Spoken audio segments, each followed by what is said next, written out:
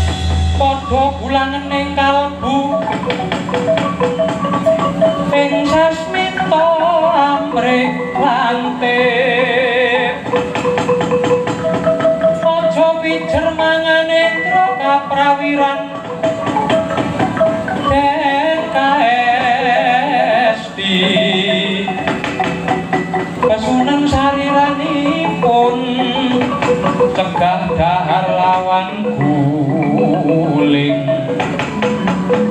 cegah dahar lawan guling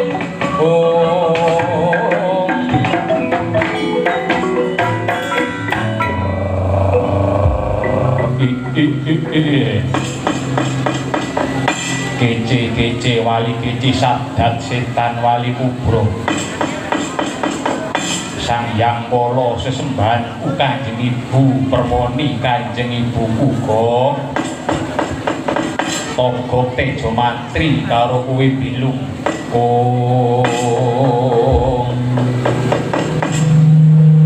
wonten tini balangan dawuh sinuwun paduka miji dumateng kula ngabdi pun togok dalem bose nimbali kali kula pun bambange disu bilung iya kok iki dina aku arep njaluk panemumu ya kok nggih monggo rene nyuwun sewu kewajiban kula niku dadi pamong niku kudu bisa momong karo sing dimong niku lek wonten tembung to lamun sira weruh karo ingsun ya bakal weruh karo sira lamun sira tresna kelawan ingsun ya bakal tresna karo sira ngoten niku antarane sing momong karo sing dimong niku padha ngerti karepe nyawijake tekad manunggaling cipta rasa budi lan karsa ngoten niku ngono ya kok nggih lan malihipun kejawi kula menika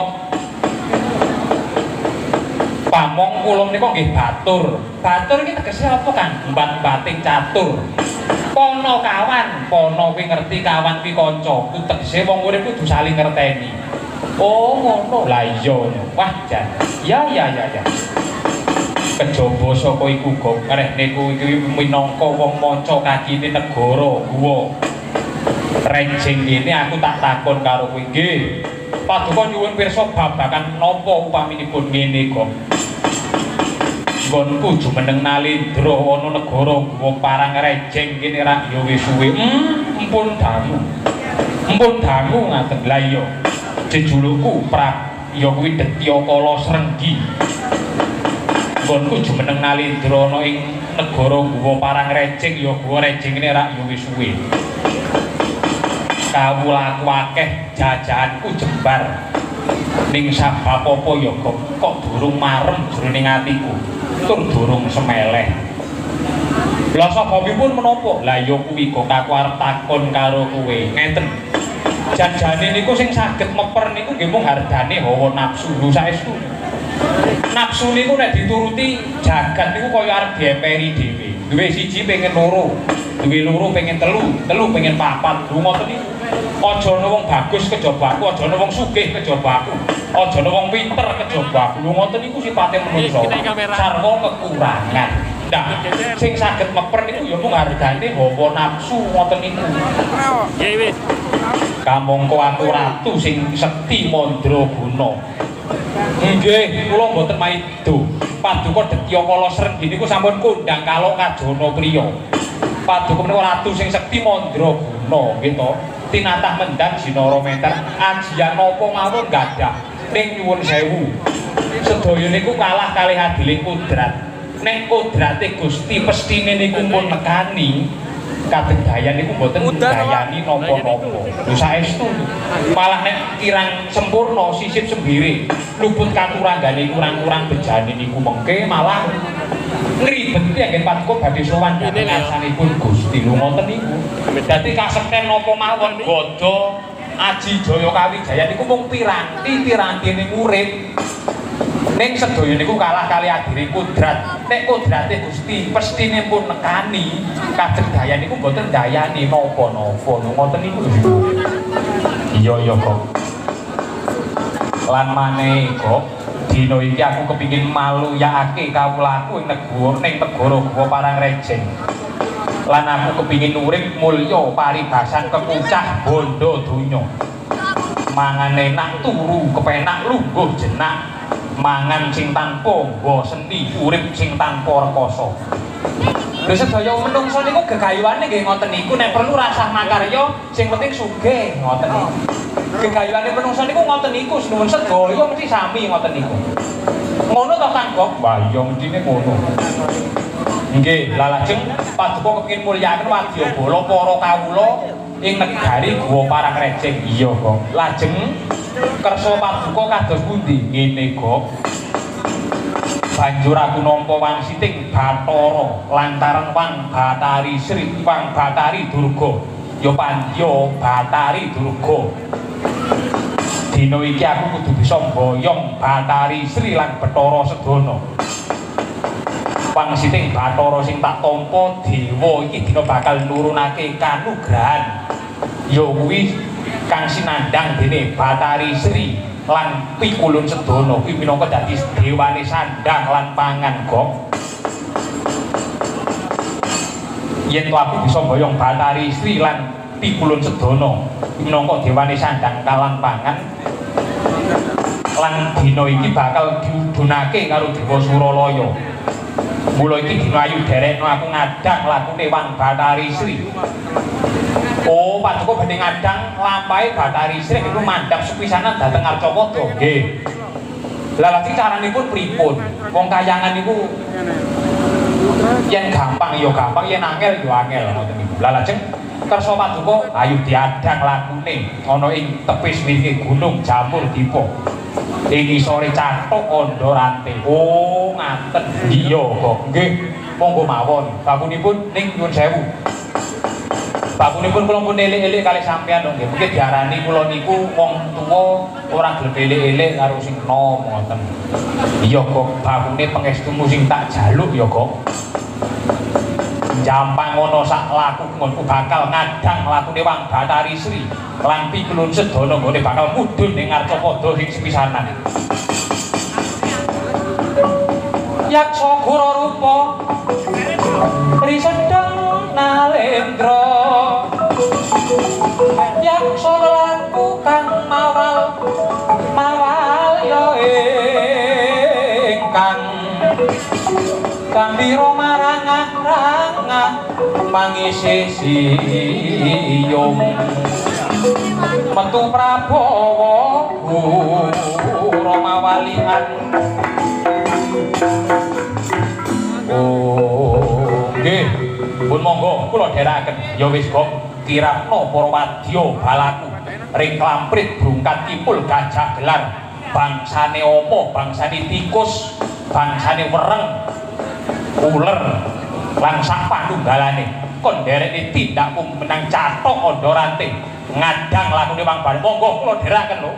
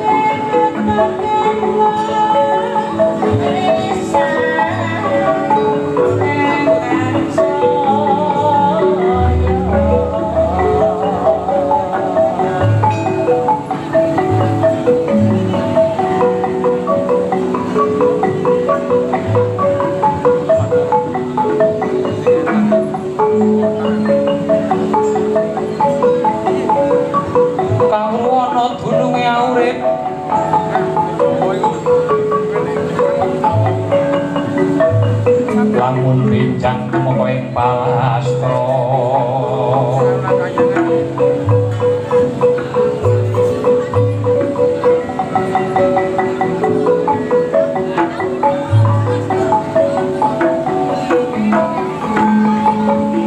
wong sirna putih gununge lamun benjang maka ing palastra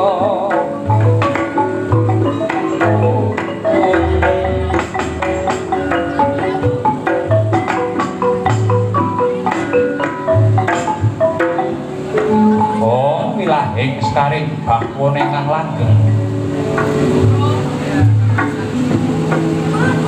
sabdane pujangga Jawa jaman kuno jagat iki suwung-suwung sejatine kosong sejatine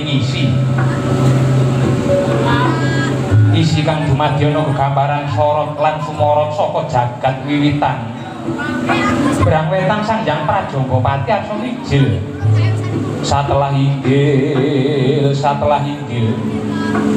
arsa madhangi Tribawana telu buwana jagat telung perkara ingkang winastan Triluka Janaluka miwah Giriluka ingkang nyipta gegambaran kelir dinelar pindaning jagat melar gelare awarna putih namung kuwerdi suci jagat iki sipating suci datang kalepetan dedosan anane dosa merga saka pukali manungsa blencong pepadang ibarat oboring jagat Surya Candra lan Kartika tembung minangka bumi dalang perlampitane Gusti hanyolahaken wayang minangka wewayangane urip pramila sedalila yekti anane ya mung loro mati urip padang peteng lanang wadon ala klawan becik sing becik tinulata kang ala singkirana sapa sing dibiti ala iku wahyuning kamulyan bakal sirna sirnane wayang kukut rampung lumebuaning kotak tanpa beda kaya manungsa mung bedane yen wayang lumebuaning kotak sesuk kena diambu meneh nanging yen to manungsa wis mlebu kotak bakal langkung pengadilan suci saka Gusti kang purbing dumadi wunduh poin pakarti liding dongeng ya ing kono mau menungsa bakal ngerti kang sarta weruh yen to sejatine mono bondo donya derajat pangkat noraji sing aji amung amal soleh budi pekerti kang murakapi mring sesama suwuh Werbrata Pitana ramyang-ramyang jagat wetan moyo-moyo jagat kulon pansayekti dudu soroting Surya Candra lan Kartika sarta dudu tejane pendhita kang lagya mesu brata nanging datang kadikang dinupit ing dalu mangke mbang-mbang ana tanana sami muhung gumelaring kahiwangan Suralaya inggih jonggring Kailasa ya jonggring Sloka ya Kundarandir Bawana ya Papal ya Warna pramila sebat Suralaya wedine jagat jiwa luhur tegese ngancik tataran ingkang luhur winastan jonggiring Kailasa kalebet ing mriku keblating manembah titah ingkang luhuraken asmaning dewa winastan jonggring Sloka ing mriku papane cahya sumlorot kadya Sloka binabar winastan Kundarandir Bawana mengko teges jagating pamuja Papal ya Warna tegese sasana pangiketing manembah senadyan to kathah kayangan gemelar parang dening kang dinupit namung kayangan Suralaya karana ing mriku tetungguling sedaya kayangan bebasan menang purba datan menang pinurba menang Masesa datan menang Kawasesa ana padang dudu padange raina ana peteng dudu petenge wengi nadyan datan nembuka datan kraos marlupa datan ngujuk datan kraos anglik saben-saben namung kaperbawan kukusing dupa ratus rasa mala ingkang amrik abrat ngambararu sekebar weh perbawa rasa mulya pemangun manadu kara turta tasih kasepuh sebawaning Wasuputri kang samya kidung puja mantra rahayuning Bawana pramila datang mungkal lamun ing kayangan Suralaya datang ana raos sangsaya sinangsaya cidha mangcinidha Winada mang winada anane amung sarwa tata tentrem nikmat mupangat satata nitya yaiku antuk purbane kang kawasa.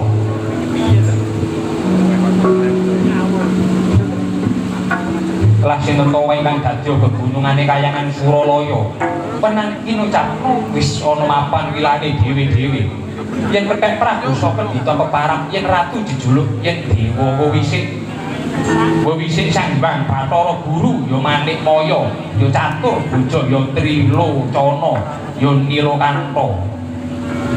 Pramila sebat Sang Hyang Guru karana panuntun iki blat Jangkara winastan Manik Maya karana duk lairing Sang Hyang Guru wujud manik ing Antiga. Winastan Catur Boja karana astanira sekawan. Winastan Trilocana karana tiga netranira.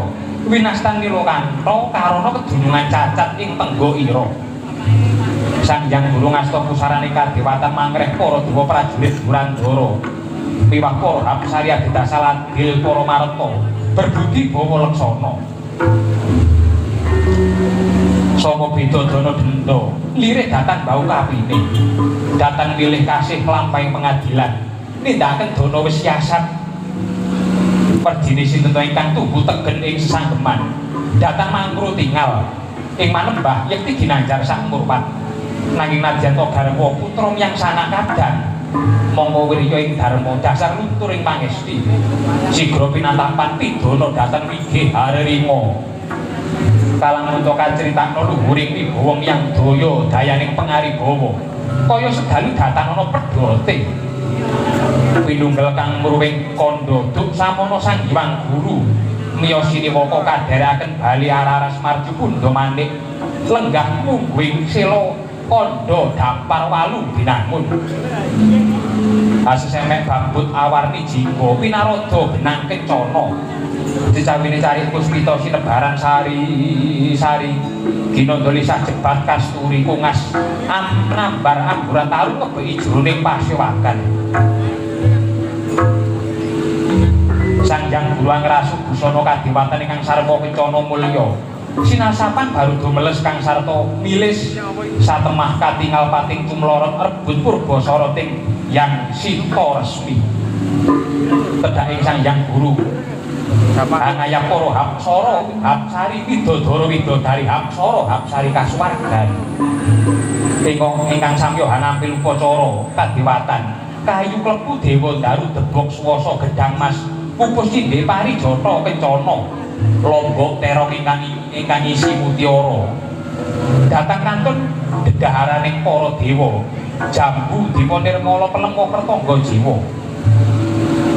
lah sinten ingkang lenggah mumbing ayun tuhu punika kami maning para dewa Jawata watak sanga Jawata wing sithik mangudal-udal yang Bathara Narada ya reksi Kaneka putra nadyan dedeke cebol kepala nanging nadyan mekatetna tuhu tegening pamawas lan tiping panggaraita dasar maha pebrahmana ingkang memangun puja Basuki tumitah sumambunging pungkur Pisuwanira putra Sang Hyang Guru ingkang angka sekawan Jawata karangkae ndranku wisik Sang Hyang Bathara Indra ya reksi Kaneka putra ya Resi Upadya ya Bathara Sakra datang kantun Jawata ing Arga Dahana Sang Hyang Bathara Brahma lenggah mabukuh kawistara lumahap ngentosi sabdane yang jagat Girinata ing jawi kebak blabar saking para Jawata watak nawa miyang prajurit Durandara kedadak rep sirep sidem kang kapiasa mung ungeling gamelan Lokananta ingkang lamat-lamat tinabuh dening para Jawata ing Dirgantara kentungko suarane Miriam Kalantaka bebrondongan prantandha Sang Hyang rasa ngruwani pangandika mangkono Ki Dalang Ngarsa ngunggahaken laras sing wis padha sakedheping netra sakeling merdana mangkono pangudas paraning ingkang dereng kawilji gelisan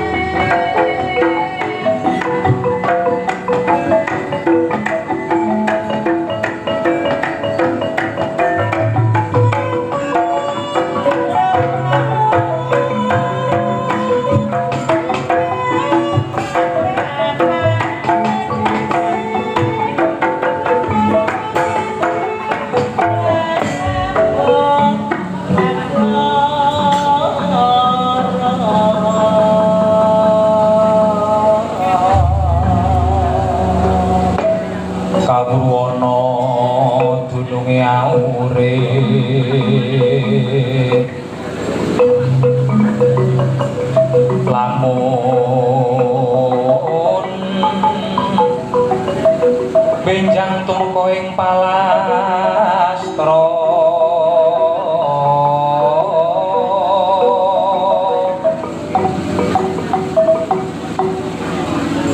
wong sirna pundi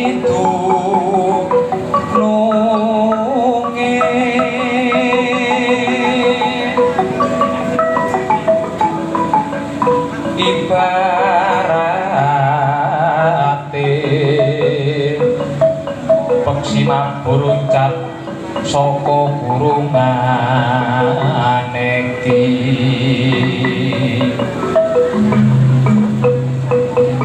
wonten pundi penclokan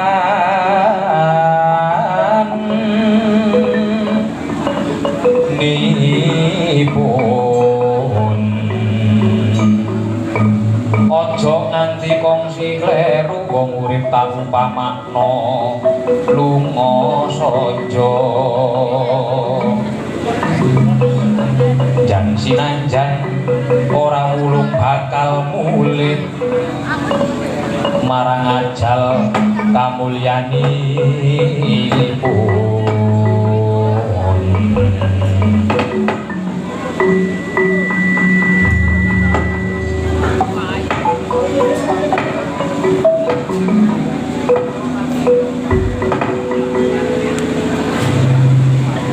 Om milahe Kanggeng sekaring bahpun ingkang langgeng umawi genamastu nama Sidam sekaring bahpun ingkang langgeng rahayu sagung dumadi rahayu kang sampya pinanggih tadastu hastu dirgahayu hastu mangkita mangke kakang Panjinarada kakang Reksi Kaneka Putra Sarawuh Paduka kakang Panjinarada wonten kayangan Suralaya mapan wonten Balya Marju Kunda Manik napa inggih kanthi karaharjan kakang nuwun monggo Paduka klaturi paring dawuh kula sampun nganglungaken jangga nenglengaken karna bayata sinten ingkang saged mudhari rumpet rentenging manah kula mbabati rumput ngobori pepeteng uhung Paduka kakang Panjinarada kula ingkang rayi ngaturaken sungkem pangabekti mugi kunjuk sahandhap padha Paduka kakang Panjinarada kakang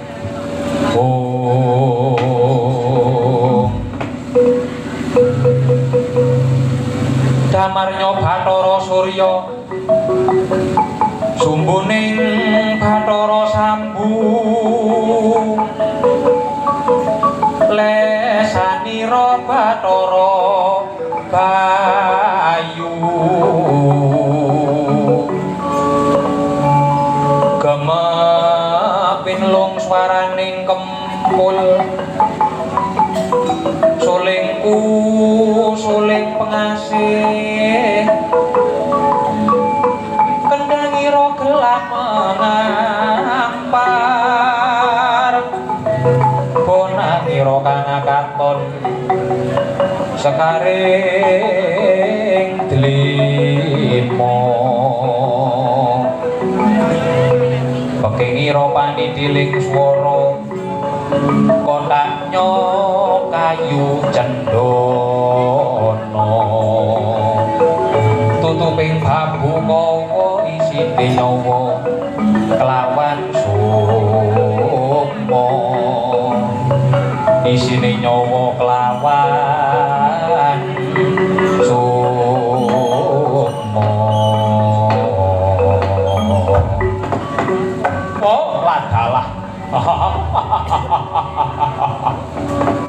berkencong pak pong baru doyong ditegor wong kali code sapa sing gawe pikulun sampun kula tampi sih pembaginira yayi pikulun nang rumentah pun kakang kula tampi tangan kula kalih kula kalungaken lumoyo mugi saged turu meketing pardana pemohon bawa leksana boten langkung taklimipun ingkang ngraka tumuli katampi ya di Yayi Dewa Yayi Bathara Guru inggih kakang sampun kula tampi tangan kula kekalih ugi dados jimat nuwun monggo Paduka klaturi marayogaken inggih pinarak lenggah wah sampun boten kirang prayogi adi inggih matur mbah nuwun kakang Bathara Indra apa padha kanthi karaharjan praptanira ing Balya Marju Kunda Manik Indra wa Bathara Sakra inggih Rama pikulun pikantuk berkah pangestu Paduka Raharja pisuwan kula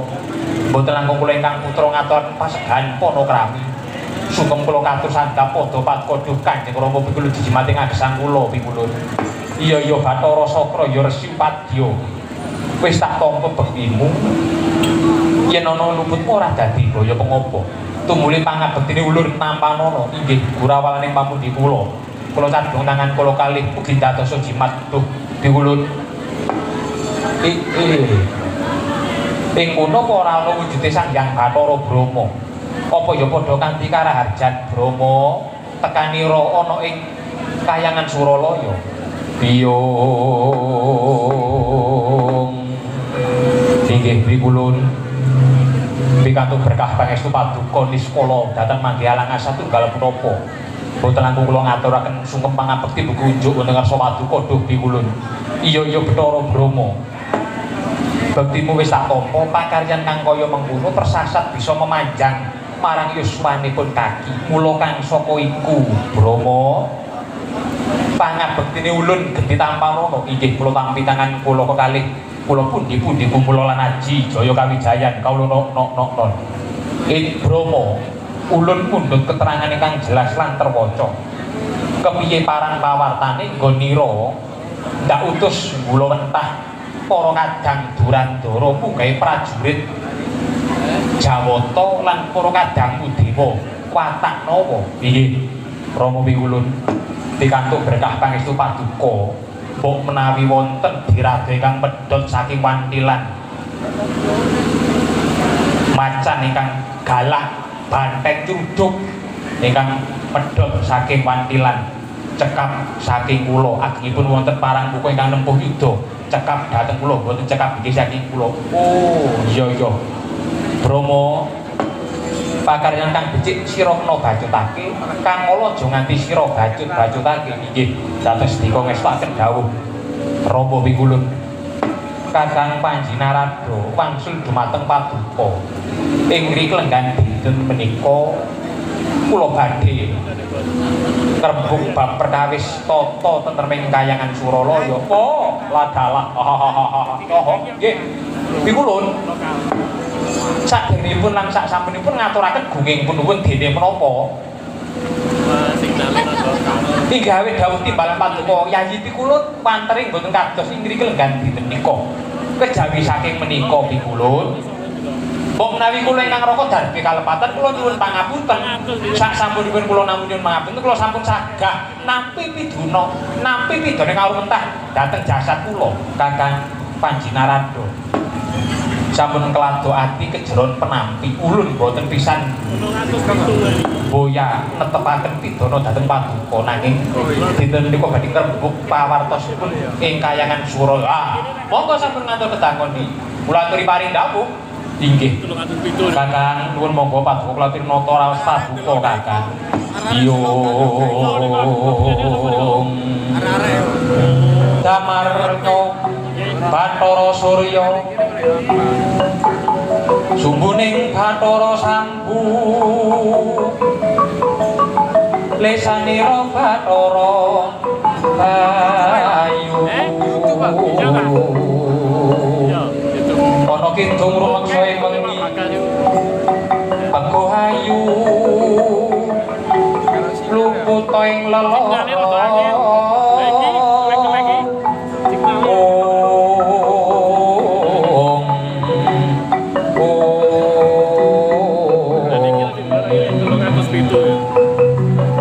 pakupaning marang sekalir yen winaca segara asat apan sarira hayu kaidran dening widodari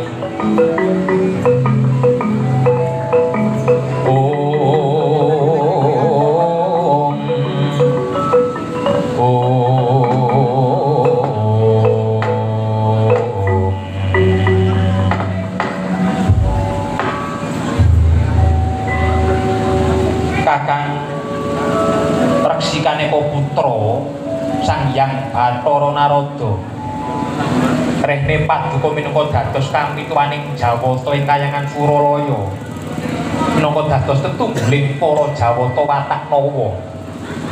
Dinten menika paduka ingkang dipun sepuhaken kaliyan para Jawata kula badhe pundhut pawartosing gara-gara kang sumundul ing kayangan Suralaya nggorekaken palengganing para Jawata menika gara-garanipun menapa nggih Kakang?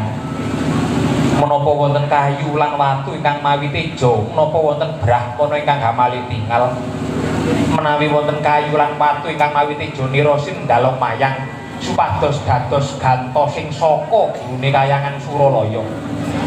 Wadene menawi wonten brahmana ingkang gamali tingal nirasi ngendalo mayang supados dados intiping neraka jahanam Kakang. Lan malihipun malih dinten menika petetan kumala daru kumirang usadanipun para Jawata. Boten kira-kira apa budidayaning para dewa. Rakanto nggih sampun paring dawuh dhateng para Jawata kinen samya samadhi maladining puji dikir mangastuti mrih sireping punang gara-gara satemah rahayu ingkang dumadi nanging Pikulun sedaya kala wau boten wonten ginanipun bebasan muspra tanpa guna boten wonten guna paedahipun Gara-gara mboten mendha nanging malah saya ndadra. Sumundhuling antariksa mubal-mubal genine yumani loka. Kartika tumebeng keswa kumitir pedhite ngakak tutuke yang Ananta Boga. Mijil nyembur genine sak lumbung Bandung gedene. Kawah Candra dimuka mumpal-mumpal ndut si geblegetaba. Sumembar menceng wonten ogal-agil rengat sumune lembu andini diwulun. Nganti kaya jebol-jebolnya lawangi selo matangkep. Wayah yayah gonjengake bela marakaca. Satemah para widodara, para bathara, batari dewa dewi geger koyang payingan. Ngungsi gesang piyambak-piyambak. Para widodara widodari samya koyang payingan boten kiyat nampi hawa panas ingkang mijil saking kawah Candra dimuka. Lajeng kados pundi Kakang? Menawi nilitik goro-goro kang mapan wonten kayangan Suralaya boten mendha nanging malah saya ndadra. Ibarat tiyang lara dereng pikantuk tamba Kakang. Menawi dipun lajeng-lajengaken lajeng kados menapa penandhanging para kawula titah kang mapan wonten ing Madyapada Kakang. Wah. Dikulun kaya miring nemen iki. Paduka menika rak salah satunggiling tetunggiling dewa. Mestinipun boten badhe kalepetan ing samubarang damel. Agal alus luwa ringkes sampun kacakup. Sampun malih nang saged dilulu mawi netra. Nadyan boten saged dilulu mawi netra walaka. Paduka janjanipun niku sampun priksa dhateng abang ijone lelakon. Nanging parandene dikulun pari kedahandangu dhateng Rakanto ing suduk angudal-udal. Badhe kados pundi gandeng kula dipun paringi dawuh, dipun paringi wedal kinen madangi wonten ing kayangan nggih sak-saged badhe kula udari boten nggih tangklung-klungsu watonipun badhe udu mekaten nggih Kakang nggih. Lan malihipun malih dikulun dinten menika ingkang ndadosaken gara-gara ing kayangan Suralaya menika jagat sekalir rehne jagat menika sipating suci. Sapa sing gelem lelaku ya bakal nemu, sing poso bakal nemu riyaya. Sapa sing prihatin mesti bakal kasembadan ing sedya. Sipate adil. Sapa sing nandur nggih kedah mundhu iku sipate jagat adil. Dinten menika jagat badhe nurunaken daya liluwih ingkang kedah turun dhateng Madyapada.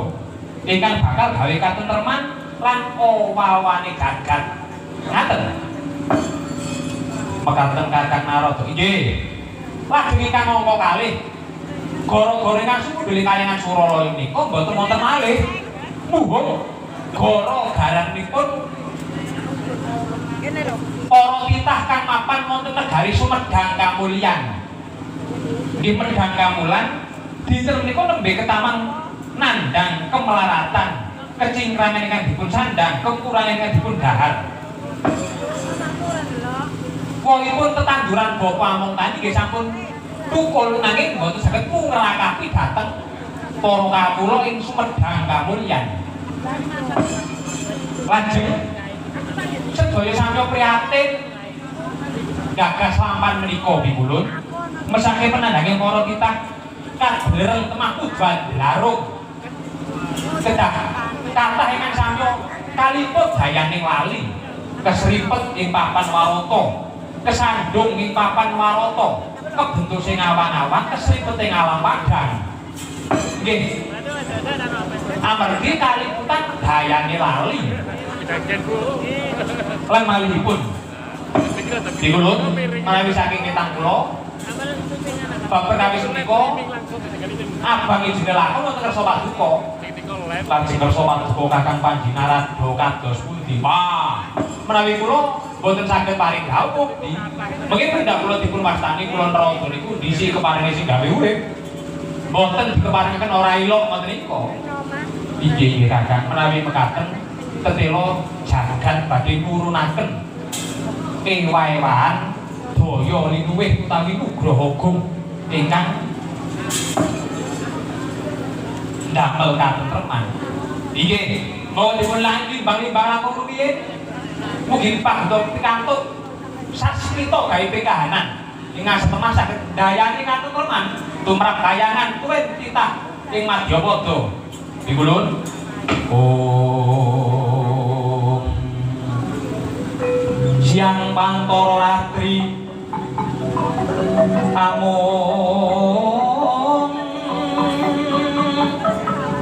Cipta Kulun Tanuliwan Weksi Milokatur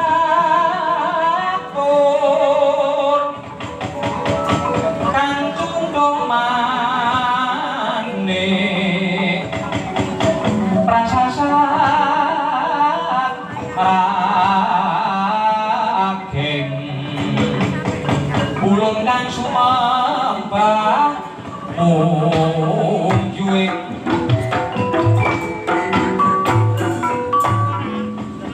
inggih kakang kula sampun tanggap dhateng dawuh paduka kakang Panjinaradha. Lajeng kersa paduka kados pundi ing kono ora wujude Sang Hyang Bathara Indra.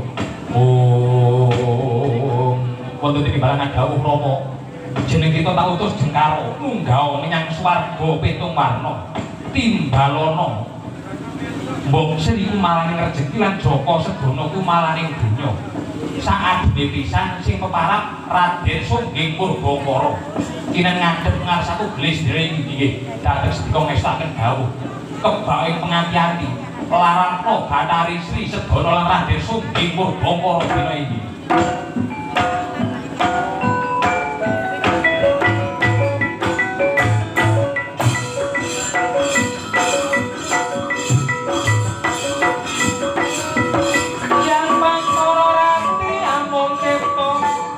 Ulun Tanuliwan Weksi Milokatur Kang Cundong Manik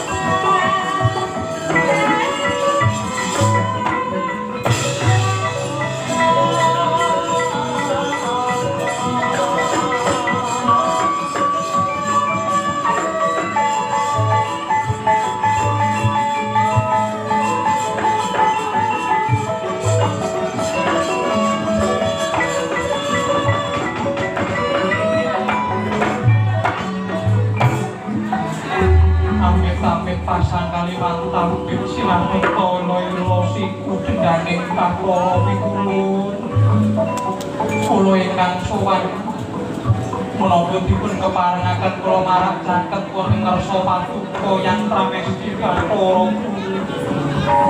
kalilan ana kula ninggal Trapsila tata krama kuwi kuda negara pitulur iki Bathari Sri Sedana kelawan Adipura Raden Sungging Purbakara aja wedi kangelan mara diake majuwa sing dadi lungguhmu aja dadak nganggo igih lan rima Dewi Sri Sedana kelawan Sungging Purbakara inggih dateng eswakaken dawuh dipun parenga kula ati manjenengan kula lenggah ya duga-duga dikuwati-ati aja nganti kongsi keri prayogakna nggon kulungguh Sri kanthi ninging cipta menping panca diamu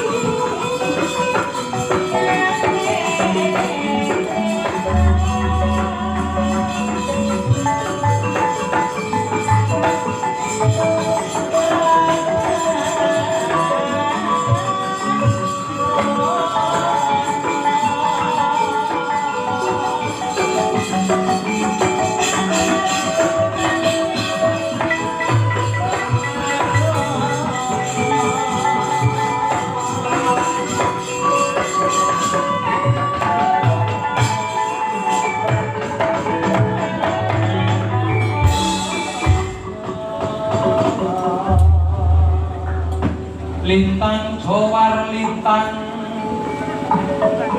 lintang lintang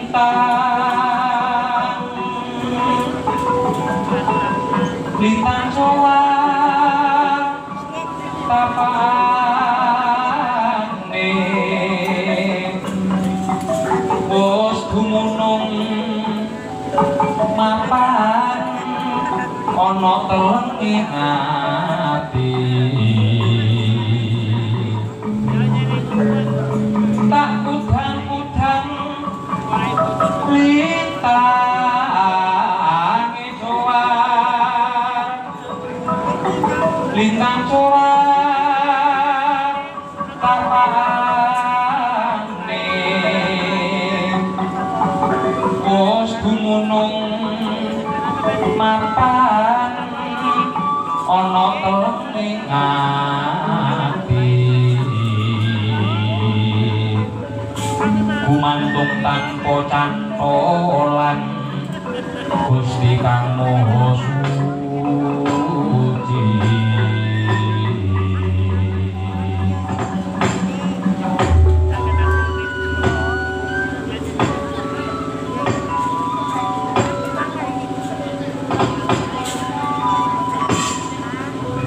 Amit pasang Kalimantabik sinabita ilo-ilo siku denaning Bathara Pikulun kula ingkang sowan ngaturaken pasekan kono krami saha sungkem kula katur wonten kersa waduka yang jagat dirinata iya Bathari Sri wis tak tampa bektimu yen ana lembut ora dadi baya pengapa tumuli pangabektiku tanpa ana ora walaning pamukti kula cadhong tangan kula kekalih kono lungguh kang prayoga Dewi Sri dateng sendika ngestakaken mukti kula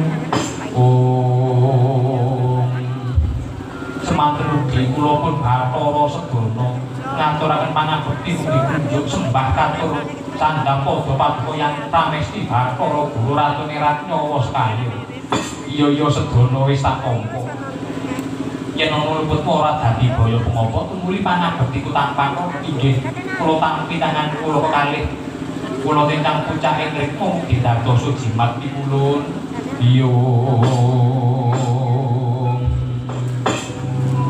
semanten ugi kula pun Raden Sungging Murbakara ngaturaken pangabekti mugi kunjuk wonten ngarsa paduka yang jagat Girinata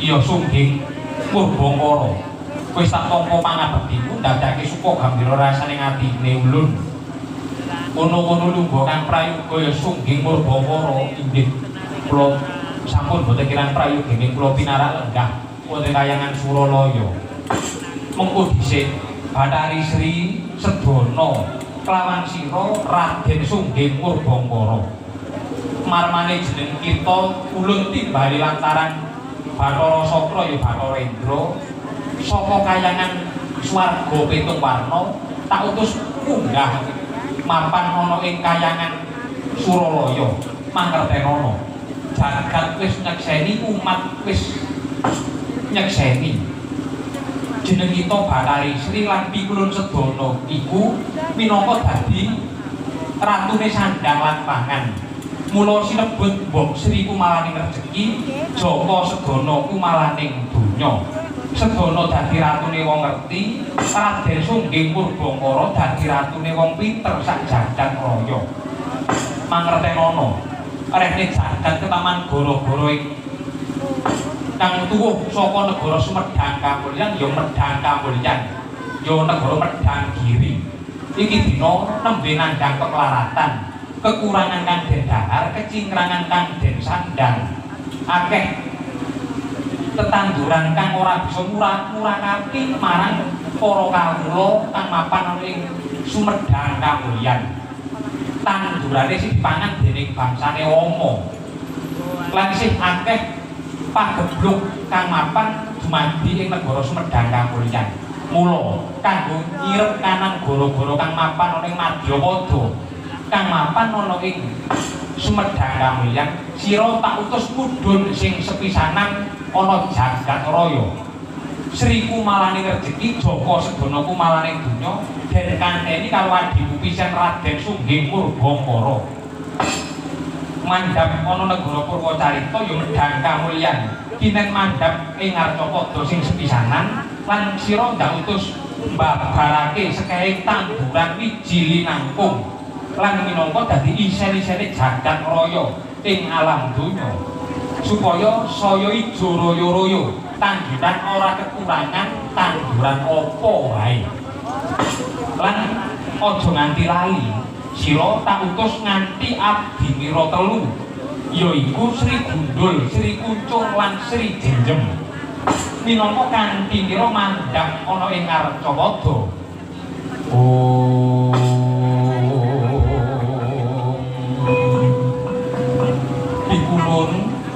sejatosipun kula menika kirang pantes menawi kula winastan kumalaning rejeki wondene adi kula sedana menika kumalaning bandha donya nanging tetepe kabeh ora iso den pungkiri ya Ger pancen kudu kaya mengkono mestine Sri mula aja kesuwen yen to sira ratu enggal mandhap mudhun ing Madyapada sing sepisanan mundhak mesake penandhanging para kawula cilik mula sira tak tundung saka kayangan Suralaya mudhuna mapan lantaran Cathok Andharate ya ing Gunung Jamur Dipa lantaran ing kono bablaso menyang negara Medang Kamulyan ing kono cumandha ing kono inggih menawi mekaten sampun terang terwaca dawuh paduka keparenga kula daya-daya nyuwun pamit kula nyuwun pamit pikulun semanten ugi kula daya-daya nyuwun pamit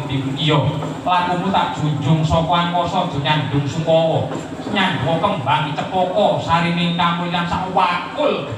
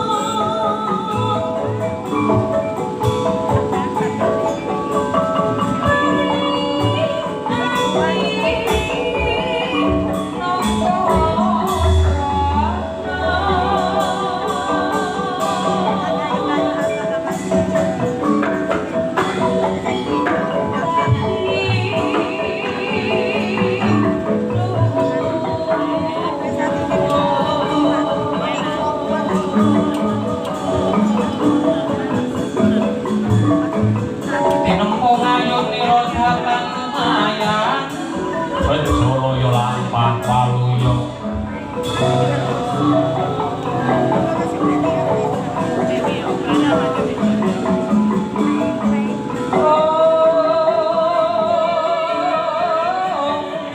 Ombake nirma samudra Kerang-kerang suaraku bledek lindu Sumpamaku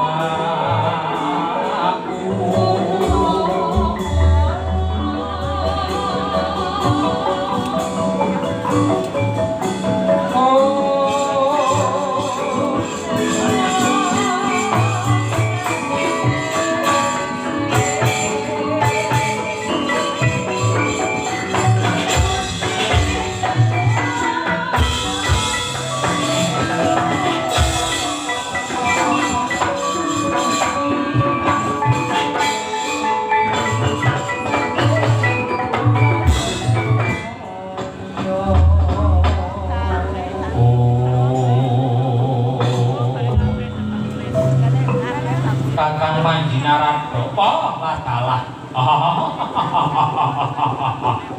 wonten timbangan punapi di Padang ketrawangan raosing manah kula sasampunipun kula ngutus dhateng Sri Sedana lan Raden Sungging Purbangara kinen mandhap dhateng Arcapada kinarya kusadani Tegari Sumedang kamulyan Pak mugi menika mangke ndadosaken ayom-ayom tentrem sirping punang goro-goro dipuwuhake katenteman ing Madyapada inggih kakang nanging nyuwun sewu tuwuh jubriya rasing manah kula sumelang pas sumelang sir kuwatir kadidene ninggal bayi sak pinggiring jurang liripun kados pundi monggo kakang sampun ngantos dipun tegakaken lampahipun Sri Sedana tuwin Raden Sungging Purbangara kersanipun kados pundi paduka klaturi ngawat-ngawati lampahipun Jawata tiga ingkang mandhap dhateng Arcapada tuwin kula aturi hanyek seni mbok menawi wonten lelampahan ingkang dumados paduka minangka paseksen. Oh inggih. Dados menika ngestaken dawuh dikulun dewa dewaning asmara dewa dewaning brak para Jawata. Dados menika ngestaken dawuh mangkanthi putra paduka Bathara inggih dados dika ngestaken dawuh keparing mono kula lilanana nyuwun pamit ya duga-duga dikawati-ati aja nganti kongsi kae kakang sedya hayu mandya karahayan sedya becik nemu kabecikan Bathara Brahma wonten timbangan dawuh Rama pikulun ing lingkungan dunya iki kaya wis ora ana dawuh maneh bubarna kang padha gantung seba ulun bakal jengkar munggah Pasemeden Suti Kuraya Gong Kayangan Suralaya supaya enggal sirep meminta mirngasaning Bathara supaya enggal sirep kanan gara-gara monggo kula dherekaken saged biar kacarita wau purna sabdane yang jagat girina tarsa kundur hanging gaton rejejeg kadheraken sanggaring para widodara widodari Hapsara Hapsari minggah dhateng Puraya Gong Kayangan Suralaya lamun Cinandra binayang bayang candane kadheraken jengkar minggah dhateng Pasemeden Suci meminta mringasaning Gusti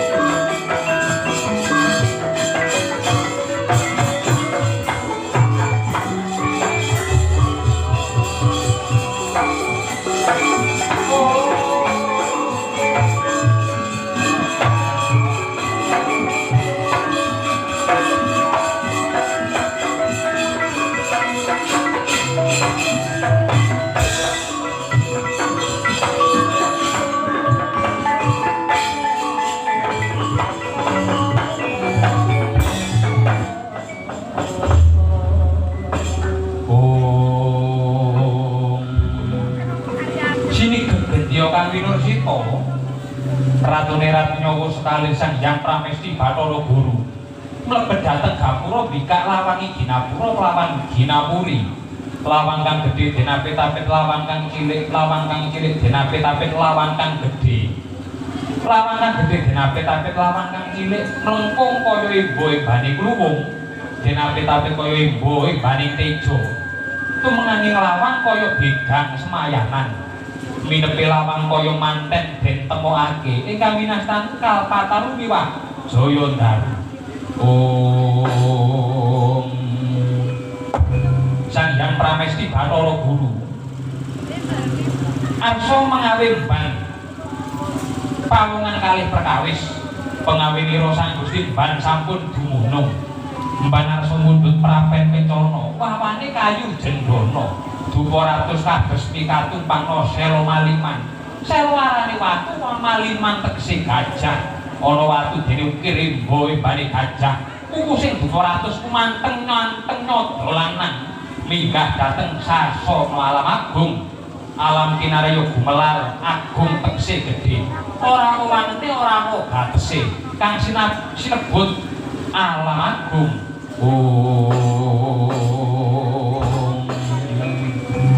Gelinggang jati arane menyan rumyang jati kukuse menyan nul putih kukuse menyan sejati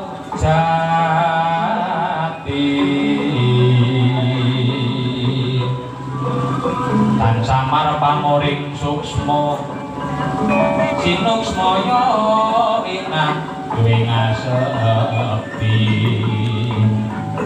sinimpeng tenging kalbu panggukaring warana pindho pecating supena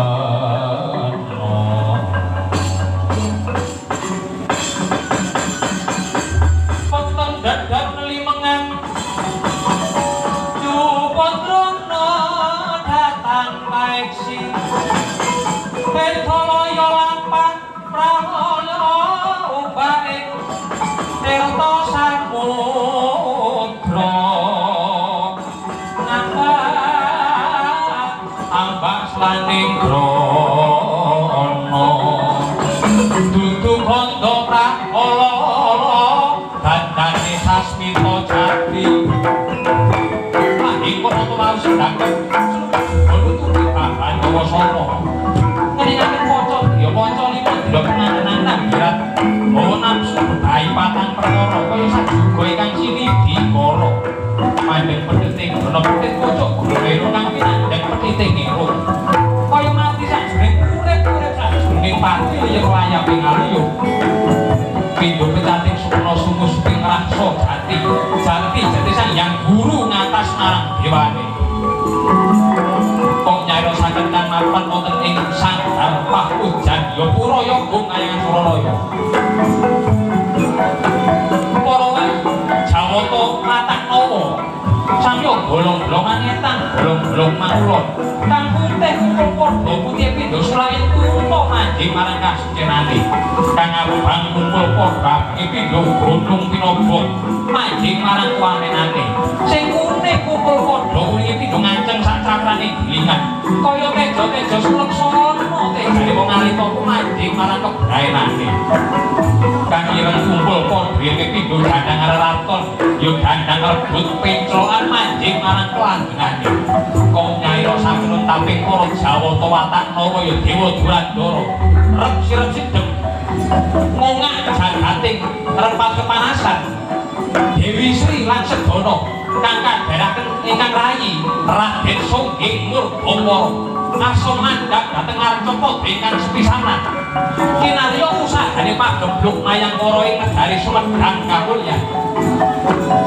wanti-wanti dawuh dene Hyang Jagat Wirata asa majrantal dhateng Sarana-saranta asa mandhap ing Arcapada kaya bisa bengkake bumi lampis pitu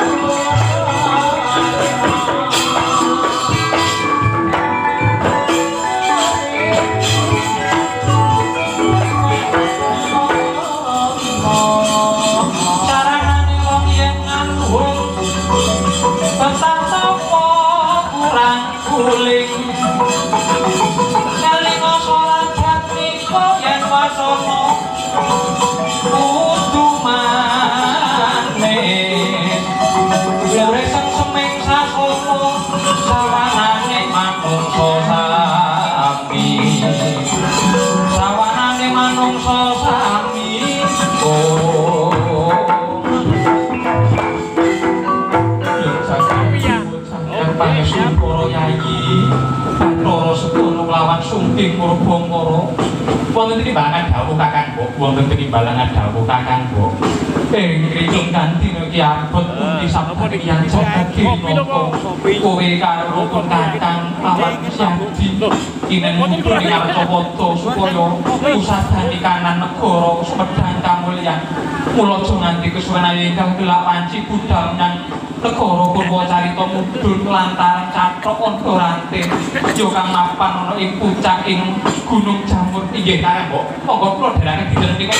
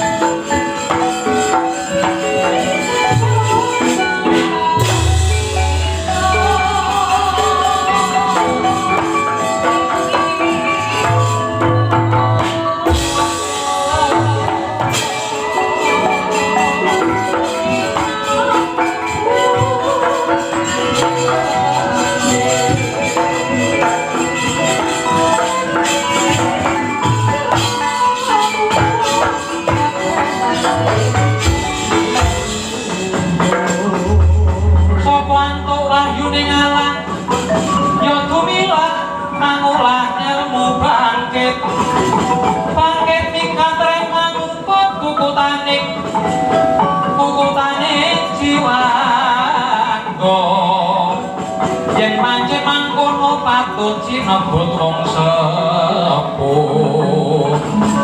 lire sapa sepiho awas muring atunggil kados pundi Kakang Mas Bathara Sadono paduka nyandhet dhateng lampah kula kamangka ngendikane Kakang Mbok Pang Bathari Sri kedah daya-daya mandhap dhateng Arcapada supados enggal sirep kanan goro-goro mengko dhisik Raden Sugeng Murbangkara inggih wonten timbalangan dawuh Kakang Mas perkara dulur-dulur perkara sanak ya sanak ning bab perkara dharma utawa gawean dhewe-dhewe kabeh kudu dipetung kanthi permati digagas aja gusah-gusu pancen ento dipetung sliramu Raden Sugeng Murbangkara ti adikku bagiku. Nanging mengko dhisik. Kala tanpa rupa aku duweni rasa jubriya. Begene meri karo kowe. Nyuwun sewu upaminipun bab perkawis menapa Kakang Mas kondange krang jagat wis nyeksani. Kabeh umat wis hormat. Wis kondang yen to Bathara Sedana iki dewane wong ngerti. Raden Sungging Murbangkara ki ratune wong pinter. Jarene kondange kowe kuwi gawe apa-apa sarwa pantes lan jebles. Sedaya para wau saged inggih menuhung pangestu paduka. Lah iya, mulai iki dina aku tak ngiras mantes neter kabedayanmu. Yen to pancen kondange sing padha ngandel, kowe kuwi gawe apa-apa sarwa pantes lan jebles sarwa ana dayane kuwi njajal kaya ngapa? Kowe ndak utus gambar utawa nglukis Pang Bathari Sri, ya Kakang Mbok Bathari Sri. Kira-kira iso jebles apa ora? Dados kula kinen gambar Kakang Mbok Pang Bathari Sri. Ya, baris wae pancen tak dadar ketrimane uripmu. Inggih. Menawi kapan paduka mekaten kula daya-daya pamit boten ngantos datar medal. Badhe dados gambaripun Pang Bathari Sri menika.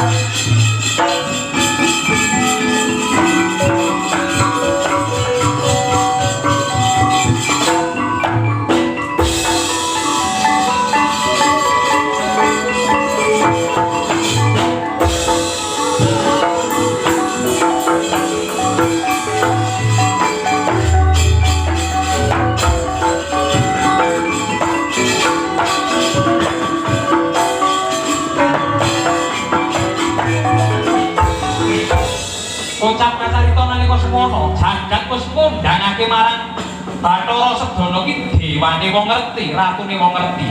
Raden Sungging Murbangkara minangka dadi ratune wong pinter. Gawe apa-apa ya sapa-apa sarwa pantes lan jebles tur merbawani. Raden Sungging Murbangkara pikantuk dawuh saking Bathara Sedana. Kinen gambar Bathari Sri. Ora gantaran wektu wis jebles dadi gambare Bathari Sri. Nanging ora weruh sangkan paraning dilai. Ana wujuding punang laler ingkang nemplok wonten sajroning mangsi. Lajeng nemplok dhateng pentise tegese pupune Bathari Sri. Kaget kabro pekasan Bathara Sedana duka yayah sinipi.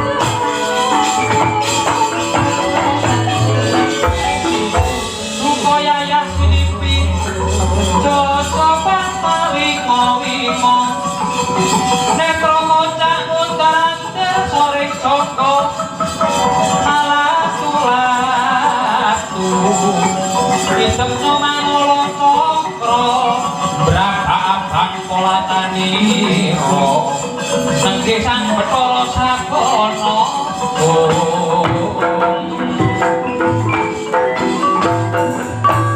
yo jagat dewa jagat pangestu para lante panggraitamu Sungging Murbangkara wonten tinimbalangan dawuh Kakang Mas nyatane kowe tau terus gambar utawa gawe lukisan sir tau terus gambar Pang Bathari Sri nyatane jebles kaya dene sejatine. Nanging ana babagan sing arep tak takonake karo kowe. Apa kowe tau gepo senggol? Gedene nuwuhake rasa tresna karo Pang Bathari Sri. Aduh Kakang Mas, dosa menapa ingkang kula sandhang. Menawi kula ngantos dempuk dhateng Pang Bathari Sri lan malihipun malih kula wangsul bergonjak mesti bakal kenging pelak ingkang. Lah nyatane bareng kowe gambar Bathari Sri sakjroning wentise ana wujude toh.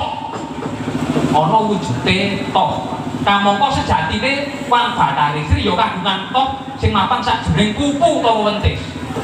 Lah saiki mau kalongkangane yen to ora tau nglakoni sedeng lawan Wang Batari Sri. Dumuk lawan Wang Batari Sri, kowe ngerti sak tenane. Aduh Kakang Mas Bares kemawon. Kula mboten nate gepok singgol kalian Kakang Wong Batari Sri. Babu. Nyatane kaya mengkono. Kowe adikku sing banget tak tresnani ning luput saka kudangan krucut saka gembolan. Kowe adikku sing tak tresnani ning aku gandeng ora seneng karo kowe mergo patraku wani gonjak lawan Wang Batari Sri. Mula ibarat wong cincin-cincin ora urung bakal teles. Kowe baru ngilangi dadane Bathara Sadana. Ayo. Dina iki kudu bisa nandingi kridane Bathara Sadana. Aduh Kakang Mas Paduka menika sesembahan kula Kakang Mas kula. Dosa menapa ingkang kula sandhang menawi kula wantun duka kaliyan Paduka agihipun panca bakah. Kowe ngaku adi yo, ning aku ora sotak ngaku adi karo kowe. Bangkune nek perlu kowe kudu pisah karo aku. Mboten Kakang Mas. Kula badhe nderek wonten pundi papan dunung kula. Oh. Lah jajal kaprampilan karo aku yen pancen. Ngadeko. Yen pancen wong lanang ngadeko. Opat kapi kok kaya buntute mula tapak angin. Kekejero kaya manuk branjangan. Tandhi ngono wong kang kaya kridaku. Kakang Mas nuwun sewu ingkang kula pantunaken sanes Paduka nani kalepatan Paduka. Bapak pindah kula mboten pantun kali Paduka lan kula mboten gepok singgol kali Wang Batari Sri. Babu. Bagune kowe kudu tanding karo aku. Ngajak pirang dina tak lakoni.